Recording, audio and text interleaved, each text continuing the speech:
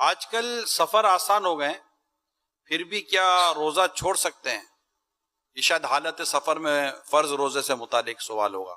جی ہاں، روزہ سفر مسافر جو ہے شرعی طور پر جو مسافر ہے، اب وہ کب نکلا کب، یہ اس کے پھر ضمنی مسائل بھی ہیں. تو یہ کہ شرعی طور پر جو مسافر ہے وہ روزہ چاہے تو اس وقت نہ رکھے، بعد میں قضا فرض ہے اس پر.